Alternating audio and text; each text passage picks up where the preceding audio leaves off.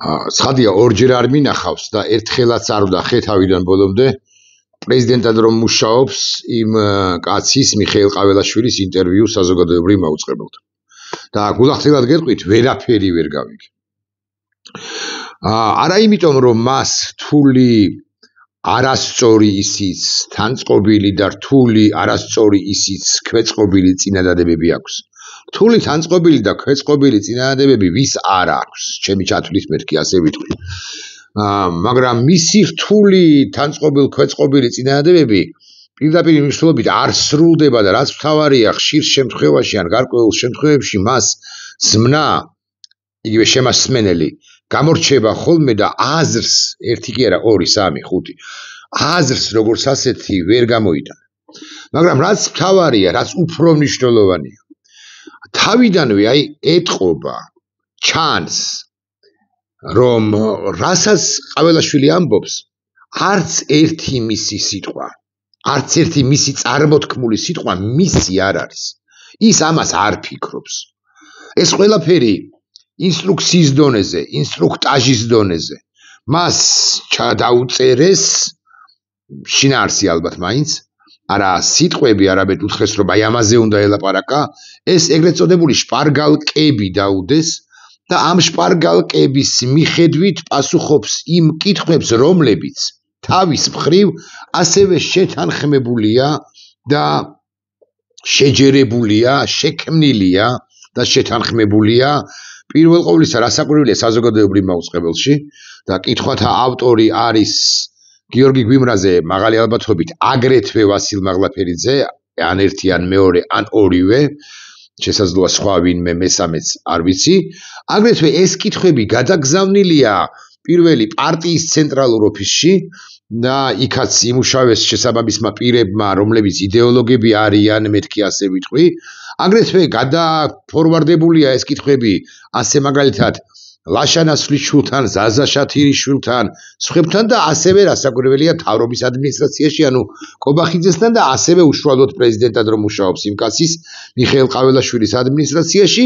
არის ვიღაცამ დაწერა, ერთმა ვინმემ დაწერა დრაფტი ეგრეთ წოდებული პასუხებისა, კითხვებისა და პასუხებისა, რა კითხვაზე როგორ უნდა ეპასუხა, რომელ კითხვაზე როგორ უნდა ეპასუხა პრეზიდენტად წოდებულ მიხეილ ყაველაშვილს და უკვე შემდგომ გადმოგზავნილია ყაველაშვილისთვის, რომელმაც ეს დავალება თან შეასრულა და თან ვერ შეასრულა, აკითხარით, იმიტომ რომ წინადადებას იწყებს და ვერ ამთავრებს. ეხლა ნებისმიერი აი მონაკვეთი, მე ხო ეხლა ვარ გულახდილად გეტყვით, ბოდის ვიხდი მე-16 წუთზე. სულ ერთია, რომელს აი ხა რა თავიდან დავიწყე ვიდრე ინტერვიუს ბლოგის ჩაწერამდე და კანდიდატის სტატუსიც აი სულ ერთია, რომელ აი ეს ეხენ და მავიღებ და გადავახვევ სულ ერთია. შენს პატრონს ან იმ ევრობიუროკრატიას ან ევროპარლამენტარებს და უბრალოდ მოუწოდო, რომ ჩვენ გვეუბნება ჩვენი ხელისუფლება, რომ მზად არის მოლაპარაკების დასაწყება. აი მოდი ამაზე გავაკეთოთ კომენტარი. ჩვენ გვეუბნება ჩვენი ხელისუფლება, რომ მზად არის, ანუ ისინი, ყაველაშვილი, კობახიძე, ივანიშვილის ქვეშ მოქცეულები, მზად არიან მოლაპარაკების დაწყებისათვის. მაგრამ გიბოდიშებთ, ეს ხო მართლა ხო დაინახეთ თავადაც ხომ რენდამ გადავახვიე და მოვხვდი სრულიად შემთხვევით 47 წუთზე და 18 წამზე. ვისთან მოლაპარაკებისთვის ხართ არის მზად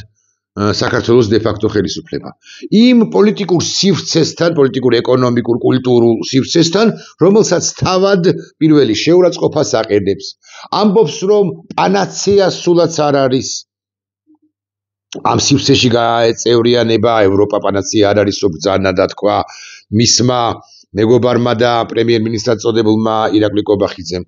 იმ სივრცესთან, რომელიც ჩვენ LGBTQ-ს პროპაგანდას გთხოვს და ერთსქეს ამათეული ლოგიკით, ხო? LGBTQ-ს პროპაგანდას გთხოვს და ერთსქესიანთა ქორწინების აღიარებას და დაშვებას გვავალდებულებს. იმ სივრცესთან, რომელიც აქამდე ომში გვითრევდა გლობალური ომის პარტია თუ ასე შემდეგ. მე კვლავ ვიმეორებ, გადავახვიე სრულიად შემთხვევით აი ყაველაშვილის ამ ნაწილზე. ვიდრე მეორე ნაწილზე გადმოვახვევდე ან გადავახვევდე, მანამდე იმასაც გეტყვით, რომ მადასტურებელი იმისა რომ ეს კითხვა პასუხი შექმნილია პარტიის ცენტრალურ ოფისში შესაძლოა ივანიშვილთანაც კი ან ძირითადი მესიჯები გაიარეს აბასთუმრის უღრანების ბინადართან მადასტურებელი ამისა არის ის რომ ჟურნალისტად წოდებული მაკაცინცაძე ყველა უკლებლივ ყველა კითხვას კითხულობს შეიძლება ბევრი ჩვენგანი კითხულობს კიდეც მაგრამ აი თავიდან ბოლომდე აი წერტილიდან პირველი ბგერიდან წერტილამდე კითხულობს არც ერთი მის მიერ ჩამოყალიბებული კითხვა აშკარად არ არის მისი უბრალოდ მაკაც ისევ როგორც ჟურნალისტთა 99% ვინც მუშაობს სამთავრობო არხებზე ხო კონიუნქტურაში მოქცეულნი არიან ისინი მათ იმდენად არ შეერათ შესაძლოა რასაც ამბობენ რასაც პროპაგანდირებენ რამდენადაც უნდათ იმდენად უნდათ რომ დაიჯერონ რომ უკვე არიან ვალდებულებით გადადიან ვალდებულებით დამოკიდებულებაში ყაველაშვილთან იქნება ეს კობახიძესთან თუ საერთოდ ბიზნეს ფრთებქვეშ მოქცეულ ლებთან და ის კითხვებიც გულახდილად ვიტყვი უმრავლესობა კითხვებისა არ არის როგორ ვთქვა არ არის სწორად ფორმულირებული არ არის ისეთი კითხვები რომელთა ავტორიც უშუალოდ მაკა იქნებოდა ის რომ ყოფილიყო მაკა ან ნებისმიერი ჟურნალისტი და პასუხებით შესაბამისად მაკამ წინასწარაც იცის ხო რა თემაზე გაამახვილებს ყურადღებას გადმოვახვიოთ ან გადავახვიოთ ისევ აი თქვენ თვალწინ გავაკეთებ ამას ოდიში უბრალოდ რომ ვიცოდე ეს სად არის გადახვევის აი აქ ყოფილა აი გადახვე ოდიში აი გადმოვახვიოთ მის აკრძალვაზე და ასე შემდეგ როგორც წარმოაჩინეს ეს ყველაფერი და რუსეთში და საუბრები იყო მე მაინც ახლა იურისტი არა ვარ გამოუცდელობით ვკითხულობდი რომ რატო უნდა მოყვეს ამას ძაფრი რეაქცია ეს ხო მარტივია გავარკვიოთ რაზე ლაპარაკობს და გავაკეთოთ კომენტარი საქართველოში ოდენა აზროვნებს და წაიკითხავს ამ კანონს ძალიან უმნიშვნელო კანონს იმისთვის რომ აქაც ხო გვაქვს ჩვენ კანონი რომ დეკლარირებას ყველა ხო, ანუ უმნიშვნელო კანონი იყო, ესოდენ სერიოზული აქ ლაპარაკია სავარაუდოდ ფინანსურ დეკლარირებაზე და აი ამ რაღაც რუსულ კანონზე ერთ-ერთზე, ფარაზე, ვითომ თარგმნილზე და ასე შემდეგ. თუ უმნიშვნელო იყო, აი ყაველაშვილს ვესესხები, ხო? მაშინ რატო გადაფიჩინდა მთავრობად წოდებული ხელისუფლებად წოდებული მთავრობა თუ ქართული ოცნება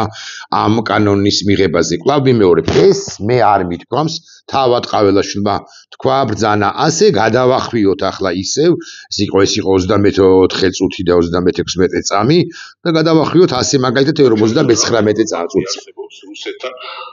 არაო რა ფაქტიო თვითონ არისო თვითონ ეს ხელისუფლება არის რუსული აღარ ჭირდებაო რამე ურთიერთობაო რუსეთსო ამით მართავსო ქვეყანას ეს წარმოდგენილი ვინც არისო რა თუნდაო ფაქტიო ესენი არიანო თვითონ ესენი მართავენ არა ერთი წუთი ფაქტი როგორ არ გვინდა მე აქვე ვიყრი პრეზიდენტად წოდებულ ყაველაშვილს რომ ფაქტი იმისა რომ ყაველაშვილი უშუალოდ კობახიძე სხვები ბიზნეს ფრთებქვეშ ყოფები არიან რუსული ხელისუფლების წარმომადგენლები ფაქტი სახეზეა ყოველდღიურად აქ მე მარტო 2022 წლის 25 თებერვლიდან გაკეთებულ განცხადებებს განსაკუთრებით თორემ მანამდეც რუსული იყო რა საკვირველია მოკლედ 2022 წლის თებერვლის მიწურულიდან გაკეთებულ განცხადებებს ან წარმოებულ პოლიტიკას არ ვგულისხმობ ცხადია მე ვგულისხმობ შიდა პოლიტიკასაც რომელიც თავიდან ბოლომდე ეთანადება თანხმედრაშია რუსულ პოლიტიკასთან ანუ რუსეთს რაც უნდა აქ რა უნდა რუსეთს უნდა რომ პოლიტიკური ჯგუფები იყვნენ სუსტები ან საერთოდ არ არსებობდნენ დემოკრატია იყოს სუსტი ან საერთოდ არ არსებობდეს მედია ხელისუფლებად წოდებული ჯგუფისა იყოს სუსტი ან საერთოდ არ არსებობდეს არასამთავრობო ორგანიზაციები არ არსებობდნენ კრიტიკულად განწყობილი ადამიანების ხმა იყოს დაბალი, ანუ ხმადაბალნი იყვნენ და საერთოდ გაჩუმებულები იყვნენ, რომ ეს ხელისუფლებად წოდებული ჯგუფი არავინ აკრიტიკოს და ის რას უნდა რუსეთს გამოდის რომ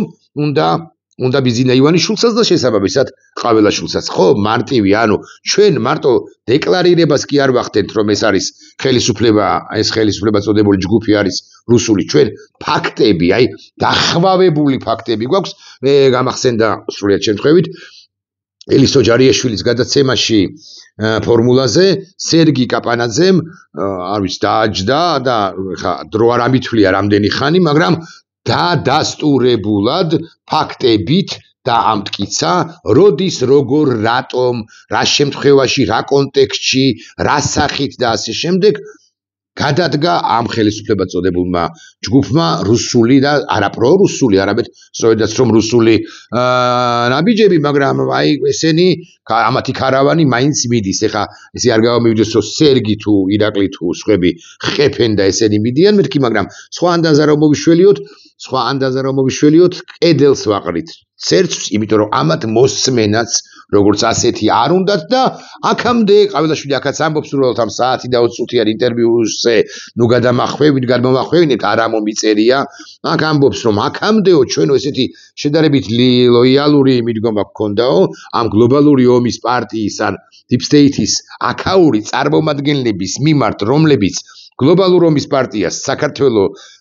რომლებიც გლობალური ომის პარტიას ემსახურებიან და ორთავენი ხედავენ საქართველოს როგორც პროექტსო, მაგრამ ახლა უფრო ხისტები ვიქნებითო და ხისტობა კი რა არის სიხისტე, რა არის ესეც უნდა ვთქვათ, დაბეჯითებით შეიძლება ითქვას, რომ არ ვიცი როდის, არ ვიცი რა ფორმით, არ ვიცი როდის იხელთებენ დროს, არ ვიცი რა ვითარებაში, მაგრამ ჩემი ვარაუდით მაინც წელსვე ესენი გავლენ პოლიტიკური პარტიების გაუქმებაზე და აქ იმდენად მძიმედ ლაპარაკობს გიორგი გახარიაზეს კი, რომელსაც ერთი სული აქვს, რომ გადარჩეს ამ რთულ ვითარებაში, როგორც პოლიტიკური აქტორი, ლეგიტიმური იყოს ქართული ოცნების ეული გაგებით ლეგიტიმაცია მოიპოვოს თუ შეინარჩუნოს, რომ გიორგი გახარიასაც კი ისეთ რაღაცებს ლაპარაკობს პრეზიდენტად რომ მუშაობს ის კაცი მიხეილ ყავილაშვილი, ჩანს ან გამორიცხული სულაც არ არის, რომ გიორგი გახარიას პარტიაც კი მის ხიპონ და ისიც თქვა, იმასეც თქვა, რომ ისიც კოლექტიური ნაციონალური მოძრაობის წევრია თუ ფთარი თუ განჭტოება თუ ასე შემდეგ და გააუქმონ და ეხლა მე ესე ჩამოვთვლი, ხო, რომელი პარტიების გაუქმებას ლამობს, რომელი პარტიების გაუქმებას სურს ბიზი და ივანიშვილს ოღონდ მას დეფისი ცოტა შეშრილს, გვარიანად შეშრილს, მას ცოტა რომ ვერთვლის რაღაცებს, ხო? გონია, წარმოუდგენია ასე, რომ პოლიტიკური პარტიების გაუქმებით ის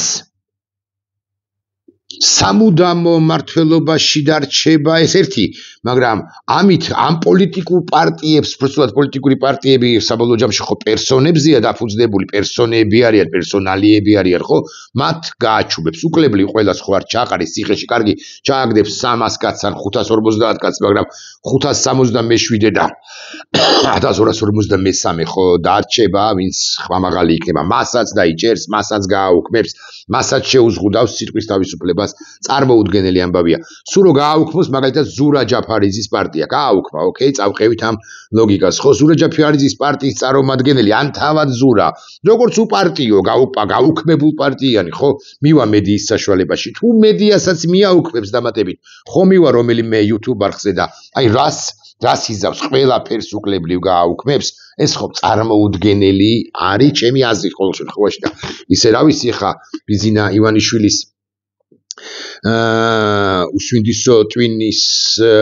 ნაოჭებ ხვეულებში რა პროცესები, რა ქიმიური პროცესები მიმდინარეობს, მე ვერ გეტყვით. ეხლა რაც შეეხება პარტიებს, რომელთა გაუქმებასაც, აი ესე რენდომ ჩამოვყრი, შესაძლოა გამორჩეს, მაგრამ მაინც რომელთა გაუქმებასაც ის ეცდება და გარკვეული ალბათობით მოახერხებს კიდეც ყოველ შემთხვევაში იტყვის, რომ ვაუქმებო. ეს არის ცხადი ერთიანი ნაციონალური მოძრაობა, როგორც ერთიანი ნაციონალური მოძრაობა მთავარი. ეს არის დროა ელენე ხოშტარიასი, ეს არის ზურა გირჩი ჯაფარიძის გირჩი მეტი თავისუფლება, ეს არის გვარამიას ახალი, ეს არის ფედერალისტები, ანუ ბოკერია ჩერგოლიშვილის და კიდევ სხვაებიც არიან ამ ეს პარტია.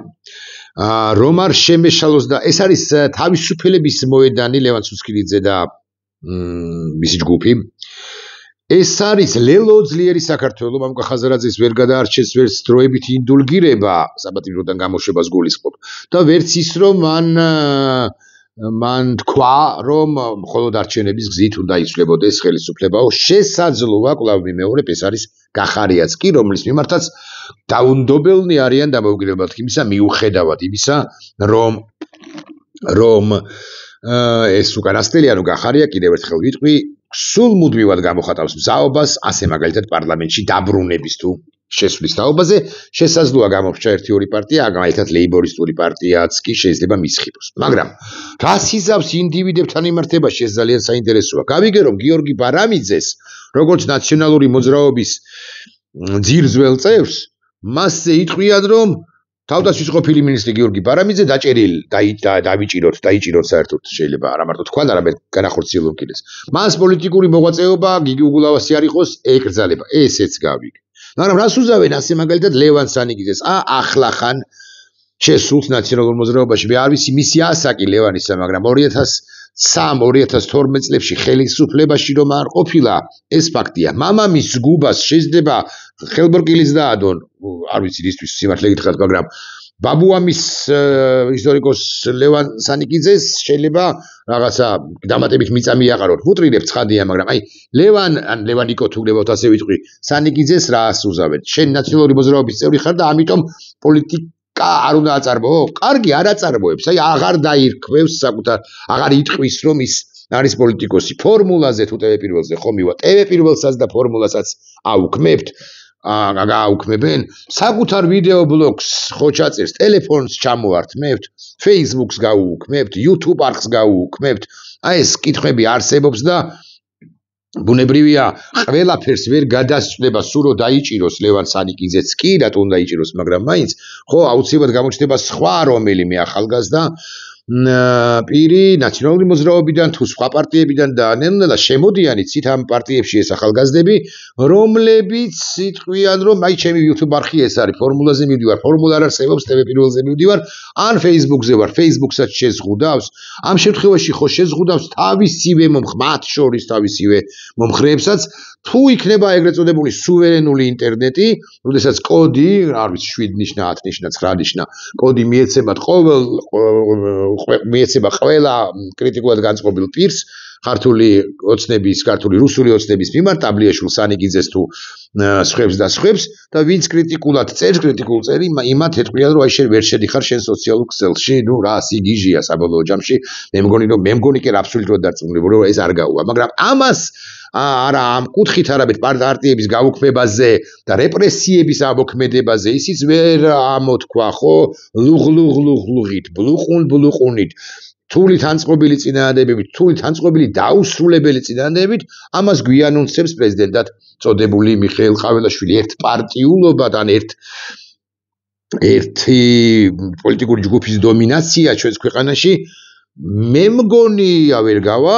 რას ნიშნავს ვერ გავა, განა იმას რომ ესენი არ ეცდებიან, არამედ იმას ნიშნავს რომ საზოგადოების ძლავრი პროტესტი დახვდება. ამ ყველაფერს გამოიყენებს ერთხელ სპეცრაზს 2-ჯერ, 7-ჯერ, 15-ჯერ, გაამყარებს საკუთარივე მაკაცინცაძეებით, ანუ იდეოლოგებით და პროპაგანდისტებით და ასე შემდეგ, გამოვა რომელიღაც ეტაპზე ნებისმიერი, აქამდე რომ არ გამოსულა თუნდაც ის პირი და იტყვის რასაც იტყვის, ღმერთმა უწყის რას, მაგრამ ეს საბოლოო ჯამში გაიწელება შესაძლოა პროცესი, მაგრამ საბოლოო ჯამში არ გავა, იმიტომ რომ მათ შორის იმიტომ რომ დასავლეთსაც ამასობაში არ სძინავს და მხოლოდ კი გადავადდა სანქციები, არავინ არ კამათობს ამაზე ცოტა დუნედ მიდის თუ ბრიტანული თუ ევროპის კავშირიდან სანქციების ამბავი თუ სანქციების ამბავი შეერთებული შტატებიდან, მათ შორის მეგობარი აქტი, მაგრამ აი რას უფრო მეტ რეპრესიას განახორციელებს ქართული საზოგადოების და თავისუფალი ინდივიდების წინააღმდეგ და ასეთ ბოდბებს შემოგთავაზებს ყაველაშვილი თუ სხვა, რას უფრო მეტ სიტყვის ირაკლი კობახიძე იმას, რომ ევროპა პანაცეა არ არის და ევროპა დღევანდელი პრაქტიკულად არის გებელსის ევროპა, რაც უფრო მეტ სიტყვის მამუკა მდინარაძე ბანდიტი იმას, რომ საქართველოში გადატრიალებას აწყობდა დასავლეთი და დასავლეთი საერთოდ გვითრებს, როგორც ის მე კარგად ვერ გავიგე, რა ჯინის ჭირს ამ დასავლეთს ჩვენს მიმართ, ამას ვერ მიხსნის ვერც ყაველაშვილი და ცხადია მაკაცინცაძე არ სხვა ვინმე, ამას არ ჩაეკითხება, ვერ ეკითხება. რაც უფრო მეტად დააშავებენ ესენი, მით უფრო მზაფრი და მძიმე იქნება მარწუხები დასავლეთიდან, ამიტომ ამ პროცესში გლობალურად რო შევხედოთ და რთულია რასაკვირველია გაძლება ამ რაღაც რამდენიმე წლიანი შესაძლოა პერიოდისა, მაგრამ პროცესში დასაკვირველი ივანიშვილი დამარცხებულია და თან დამარცხებულია ისე რომ საშვილიშვილოდ, ანუ ის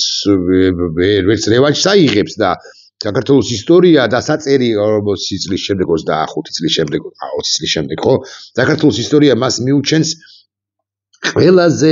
ადგილს ყველაზე სამარცხვინო მმართველთა შორის. ყაველაშვილი შარშანდელი თოვლივით არ გაახსენდება არავის და ვისაც გაახსენდება ის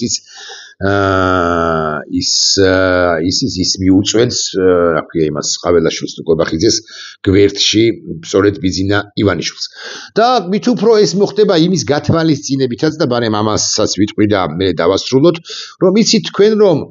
აი მაგალითად პუტინს ყავდა და ყავს საკუთარი ის პირები, რომლებიც ზონდირებას ახდენენ ცალკეული ამბებისა. ჟირინოვსკი აღარ არის ცოცხალი, იყო ამგვარი და ქართველი ჟირინოვსკები ბევრნი არიან. აი დუგინი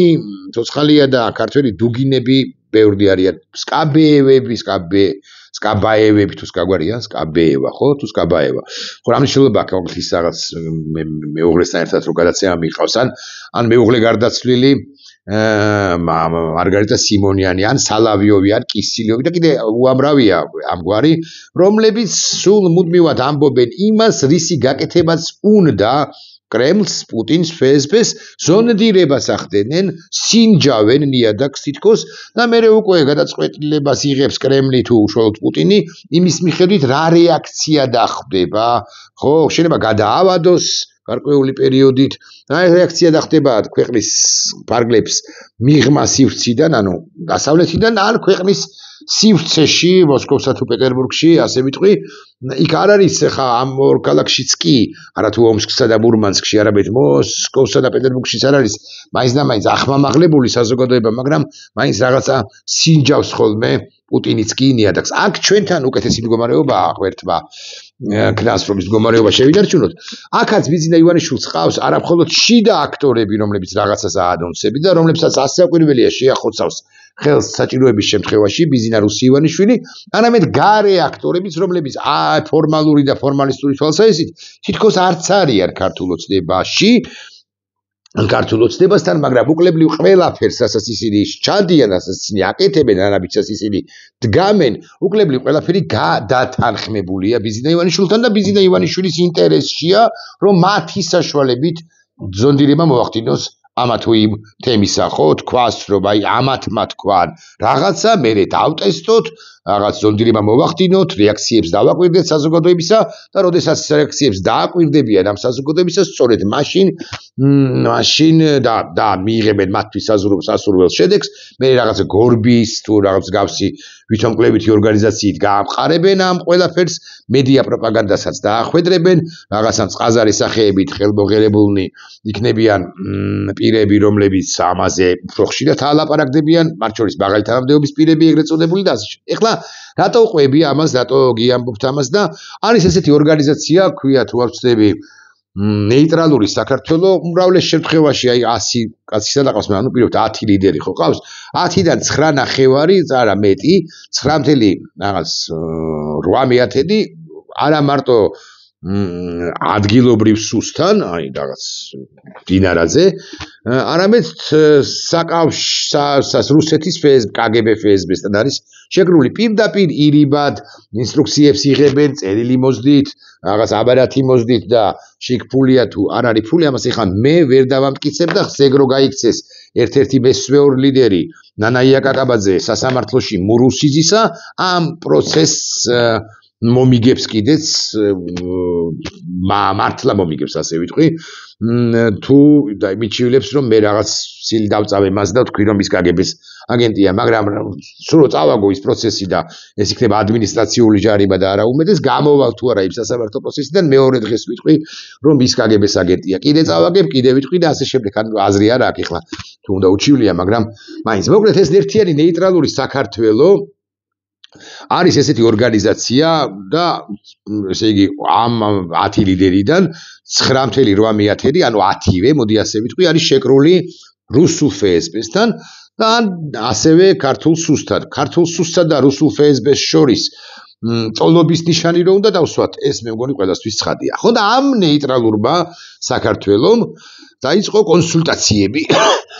უგასავთ ამბობს რომ იწყებს კონსულტაციებს საზოგადოებრივ მოძრაობებთან, ანუ საკუთარივე თავთან, აბა რას ნიშნავს საზოგადოებრივი მოძრაობები, ხო რომელ საზოგადოებრივ, სად არის საზოგადოებრივი მოძრაობები? თვინიერ საქართველოს ხელისუფლებისა, ანუ თვინიერ სუსისა, დამოუკიდებელა სუსისა, რომელიც საზოგადოებრივი ეგრეთ წოდებული მოძრაობა არსებობს და ფუნქციონირებს. სამეცნიერო წერებთან აქ იგულისხმება მაღალი ალბათობით მეცნიერებათა აკადემია, რომელიც ასევე გაჯერებულია და საერთოდ ყველა სტრუქტურა, სამთავრობო, ნახევრად სამთავრობო, სახელმწიფო დოტაციაზე მყოფი და გარკვეულ შემთხვევებში კერძო სტრუქტურებიც კი გაჯერებულია საქართველოს ფორმალური თვალსაზრისით სუსის და ასევე რუსული სპეცსამსახურების თანამშრომლებით, სხვადასხვა დონეზე, ის რომ თავადაც ვერ ხვდებიან გარკვეულ შემთხვევაში. მოკლედ სამეცნიერო წრეებთან და ნებისმიერ დაინტერესებულ პირთან, ჩემთანაც ნებისმიერში ხო შევდივარ, ნებისმიერი ეტიმოლოგიურად ხო ამას ნიშნავს, რომ ნებისმიერ შეუძლია ჩაერთოს ამ პროცესში, მე კი არ ვაპირებ, ცხადია, მაგრამ მაინც რათა უმოკლეს ვადაში ჩატარდეს საქართველოში რეფერენდუმი, რომელიც გამოარკვევს საქართველოს მოსახლეობის ნებას, სურს თუ არა ჩვენი ქვეყნის მოქალაქეებს, ალბათ მაინც მრავლობაში ჯობდა, ხო, მოკლედ სურს თუ არა ჩვენს ქვეყანას საქართველო გახდეს ერთ ისეთი, ნახეთ როგორი ფორმულირება, ისეთი ევროკავშირის წევრი, სადაც ბავშვების სქესს იცვლიან, ხოლო მშობლები ხმას ვერ იღებენ. ფორმულირება კითხვისა კალენდარიშვილმა უნდა ჩაატაროს ეს რეფერენდუმი, უნდა ჩაატაროს, მე კარგად არ მესმის, ანუ გსურს თუ არა ესეთი უნდა იყოს, გსურს თუ არა ისეთი, არა ისეთის არ გვინდა და ასეთის გვინდაო რომ ვთქვათ, ევროკავშირი რომ მიცოდეთ, მაინც ყველას, ვისაც ჯერაც სჯერა ამ ბანდიტებისა, სამთავრობო ბანდიტებისა, ამ თავრობასთან ყოფი ბანდიტებისა. ჩვენ არ გვთხოვს არც ერთსქესიანთა ქორწინების დაკანონებას, ეს არის სუვერენული უფლება ჩვენი.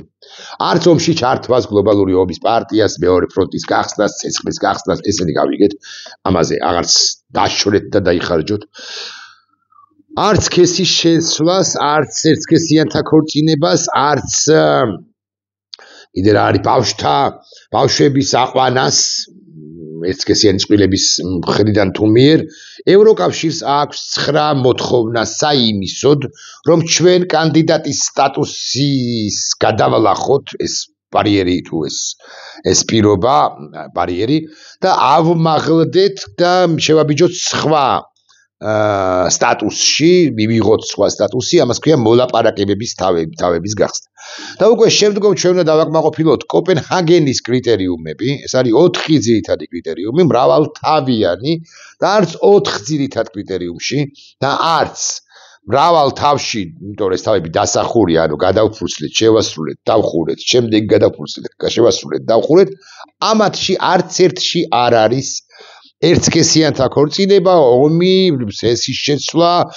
რაღაცა და ასე შემდეგ და ასე შემდეგ. მაგრამ ეს ხომ ამათ არ აინტერესებთ, იმიტომ რომ ამათ გათვლილი აქვთ იმაზე, რომ აი არავინ არ უპასუხებს.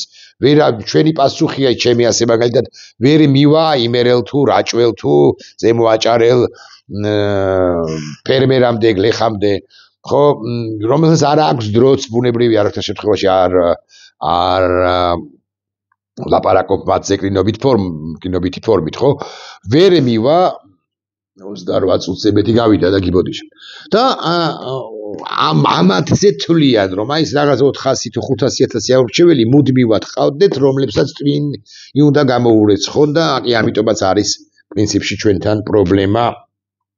ამგვარი, რომ ეს რუსულ-ქართული, რუსულ-ბიზნესეული პროპაგანდა ერთგვარად მოქმედებს. მაგრამ ამბავი ის არის, აქ ეს არ არის მნიშვნელოვანი. ამბავი ის არის, რომ ესენი აპირებენ კონსტიტუციის 78 მუხლის გაუქმებას და მანამდე რეფერენდუმის ჩატარებას. თუ რეფერენდუმამდე მივიდნენ ესენი, 30 წუთამდე მივიდეთ და მე დავასრულოთ ეს ვიდეო ბლოგი, თუ რეფერენდუმამდე მივიდნენ, მეგობრებო, ამ შემთხვევაში მათ მოუწევთ რეფერენდუმის ჩატარება ცხადია, ჭყალებში გაიმარჯვებენ ამ ეგრეთ წოდებულ რეფერენდუმში, იმიტომ რომ ჩვენ ბოიკოტში ვიქნებით და მართლა ნის ვიქნებით, გასაკვირველია, ანუ არ მივიღებთ მონაწილეობას და უკვე შემდგომ ესენი ჩანიშნავენ საპარლამენტო არჩევნებს 2026 წელს და უკვე მიიღებენ რა 112, 113, 115, 120 ხმას, უკვე ერთი პარლამენტის მიერ კონსტიტუცია იქნება შეცვლილი და რატო სჭირდება კონსტიტუციის შეცვლა, ბიზნეს სჭირდება რომ საბოლოოდ გადაუფორმოს საქართველო რუსეთს ამოიღოს ის ჩანაწერიც, რომელიც თავადვე ჩაწერა გასულ წლებში თავადვე რომ ქართულმა ოცნებამ საქართველო უნდა იყოს ევრო და ევროატლანტიკური სივრცის ნაწილი და ყველა სახელმწიფო სტრუქტურა ვალდებულია რომ მოემსახუროს ამ მიზანს და ასე შემდეგ კონსტიტუცია დაარღვია მეთქი როცა ვამბობ საქართველოს დე-ფაქტო ხელისუფლებამ გასული წლის 28 ნოემბერს დაარღვია იმითაც და სახელმწიფო კონსტიტუციური გადაწყვეტილება მოაწყო იმითაც რომ კონსტიტუციის 78 მუხლი დახია თქვა რა რომ ჩვენ აღარ მივდივართ ან ჩვენ შევაჩერეთ მოძრაობა ევროკავშირის სივრცისაკენ ხოლო ეს ბანდიტები ახლა უფრო მძიმე სიტყვა ვთქვათ ეს ბანდიტები როცა იქნება მაშინ და მე ასაკვირველია ვერ გეტყვით როდის იქნება ვერ გავბედავ ბევრჯერ ვთქვით ბევრჯერ შევცდით ბევრჯერ ვიწვალეთ ბევრჯერ გვატკინეთ საკუთარ თავს გული და თქვენს გატკინეთ არ გამართლა პროგნოზები გამართლა მაგრამ რას ვიზამ ცხოვრება ეს არის ამ ბრუტალურ ომში ხო ამ ომში ბრუტალურ სტუდიად ნუ ვიტყვით ამ ომში ქართულ რუსულ ოცნებასთან ეს ბანდიტებიც კი მოხვდებიან საპატიმროში დიახ მოხვდება საპატიმროში ყველა მაღალი მტკიცებით რასაკვირველია მაღალი სამართლებრივი მტკიცებაზე დაყრდნობით იმიტომ რომ ამათმაც ხელი შეუწყეს ყველაფერი იმას რასაც ჩვენი ქვეყნის ხალატი ჰქვია ბიზინა ბოლიკა ივანიშვილის მიერ თუ მხრიდან და რამაც ესოდენ უკიდურესად მძიმე მდგომარეობაში ჩაგვაგდო ხვალ რომ აღარ იყოს ბიზინა ივანიშვილი ჩვენი უკიდურესად მძიმე მდგომარეობა ფსიქოლოგიური პირველ ყოვლისა გაძნელდება და გაგრძელდება უფრო ზუსტი რომ ვიყო გაძნელდება კი არა გაგრძელდება იმიტომ რომ ტრავმა რომელიც მოგვაყენა ამ ქართულმა რუსულმა ოცნებამ და მისმა გამправებლებმა ზოგს ფული უნდა და ზოგს